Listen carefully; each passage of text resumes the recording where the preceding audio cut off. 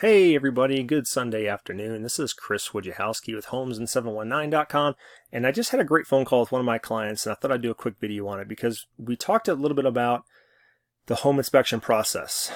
Very specifically, we got into the inspection objection and the inspection resolution. Now, I know those terms are probably a little weird to you, and I'll get right into that here in a few minutes, but before we get there, I thought I'd give you a little bit of insight as to when this happens and kind of what to expect. So once you get a house under contract, meaning that both parties have agreed to sell the home, then the buyer has the option to do a third-party home inspection and hire them to come in and do an inspection for them.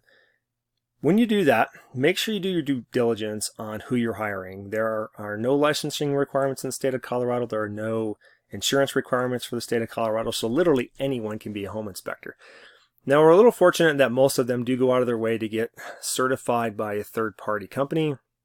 But just know that of the three that I've researched, they're not the same. They don't inspect the same things, and one of them doesn't inspect major systems. Now, if I knew which one that was, I would tell you, but I don't remember off the top of my head. So with that, do your due diligence. Make sure you understand who you're hiring and what they're going to inspect. It's also, at least in Colorado Springs, a great idea to get a sewer scope done. It's normally, as of July of 2019, when this video is done, about $175, where they go through and they do an inspection, a camera inspection, down the sewer line from your house to the main to make sure it's in good condition. Now, you don't have to do that inspection once again, but if there's a problem with that line, it's $5,000 to $15,000 easily to fix it.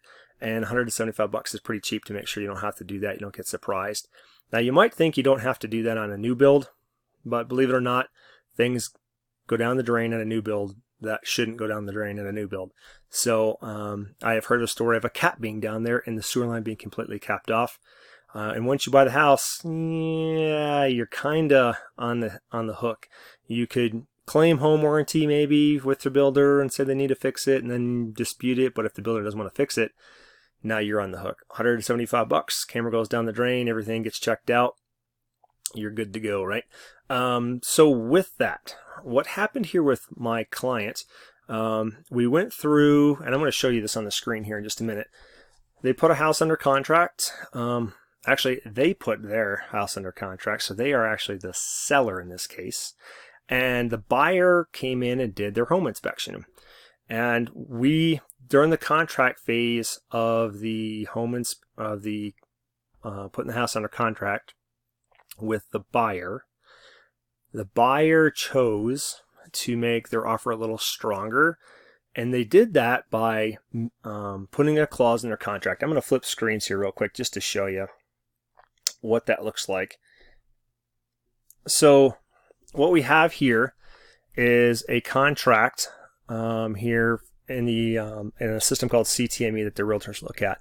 And in here is a section where we can add some narrative as to different things that we want included or excluded from the state approved contract. So in this one, pay particular attention to 10.3 here. So 10.3 is a section that's above this in the contract, and they're just stating that the buyer agrees to request only health, safety, structural, mechanical, or inoperative appliance issues at an inspection. Now, this is different because the buyer could ask for the paint and the trim to be fixed. They could ask for flooring to be repaired. They could ask for a lot of chip paint, chip cabinets. They could literally ask for anything. But in this case, they're going to limit those, the things that they will object to health, safety, structural, mechanical, and inoperative appliances. So that's something you can take in mind too. But in this case, we did accept this offer. Everything was signed, and we moved on. The buyer came through, did their inspection, came back, and they gave us this, which is the inspection objection. The form that the buyer uses to disclose or call out the things they would like the seller to resolve for them prior to buying the home and closing on it. So this one, they gave us virtually 7 things here to fix. If you read through those, it's most of them are health, safety, and environmental, but in the end, it's a little bit vague, right? So we do have one about number one right out of the gate. Seller to have qualified contractor replace damaged rear sliding door and torn screen that does not close properly, allowing insects and water intrusion. Item 2.2. That refers to the home inspection report that they also gave us. I'm just not going to show that to you here. So is that health, safety, a broken appliance? You might be able to say safety because it's a screen door that doesn't shut. Maybe that's a security device. Maybe. Maybe it's health because bugs can get in. So in the end, we could choose in our inspection resolution form to say to the buyer, no, we're not going to do that because it doesn't meet the terms and conditions in our contract, right? And then you go on to some of the other ones there, electrical, HVAC, insulation on the air conditioner. Maybe that's health, safety, environmental. Oh, but wait, the home inspector said water damage, mold growth could be a problem. Well, this is actually on the outside of the house, not the inside of the house. And the water, if it did collect, would go to the dirt. And if it did have mold on it, it would be outside your house. And be very likely for it to have mold, let alone mildew, which is the first step to mold. So, we could go back and we could fight this. And my seller's perspective on this, because they are first-time home sellers in this case, was they really didn't want to fix any of this. Part of that was because they didn't have the funds to do it, out of pocket to fix even these things. So they came to me and said, Chris, let's reply in our inspection resolution to not repair any of this, but we'll drop the sales price $2,000 and in a way credit the buyer to fix this if they so choose. And that's a completely acceptable solution to the process and for the seller, right? And you as the seller, you can choose how you want to resolve it. But I advised the client, I said, look, these items that are in here are really minor, relatively straightforward to fix, and not that costly. So, where you might want to strike out the screen door because it doesn't really apply, do you really want to go back and possibly blow the deal up over a $75 screen door? Probably not. I would advise you not to do that, but it depends on the market, right? If you got 25 offers on your house and, you're good to go and you got some really strong backup offers, you might consider it. In our case, it took about 50 days to get this house under market. We had to do two price reductions to make that happen. Do we really want to go back and put the house back on the market over a $75 screen door? I advise them not. Let's just go ahead and fix these things.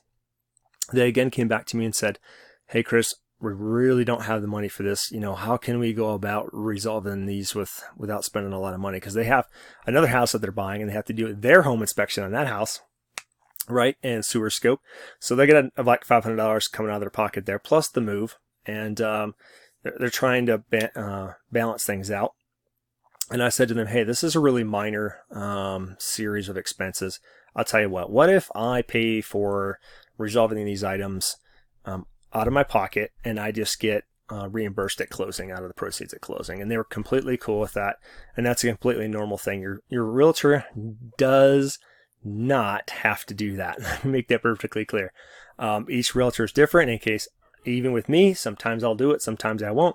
Just depends on what the items are. Can I afford to front load it? I've done some pretty elaborate things in the past with some roof replacements and things like that, working with my contractors that I work with for fix and flips. But,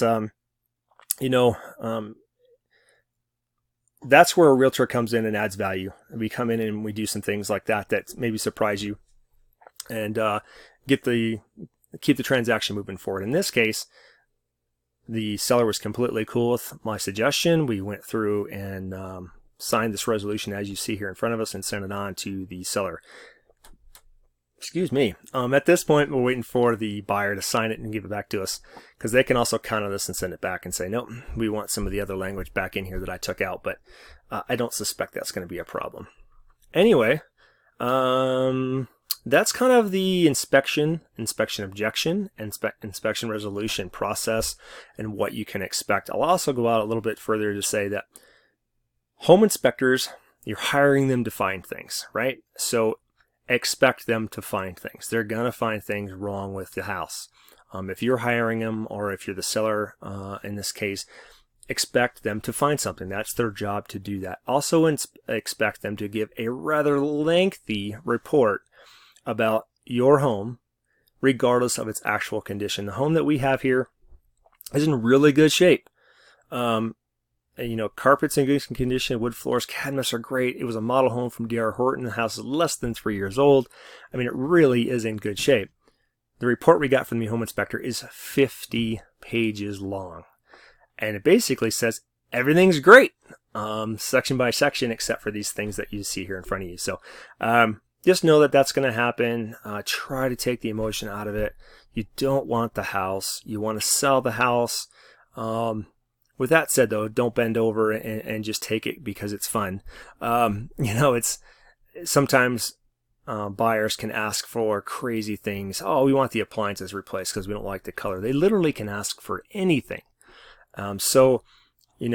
You fight back on silly things, and you understand the value and what it costs to fix these things, and then make a rational decision to keep the transaction moving forward without blowing it up over something simple. That's my recommendation to you. I hope you found this video helpful. If you have any other questions or concerns, you can give us a call or email us, go to our website or anything else like that. And, here's the phone number right over here. Boop.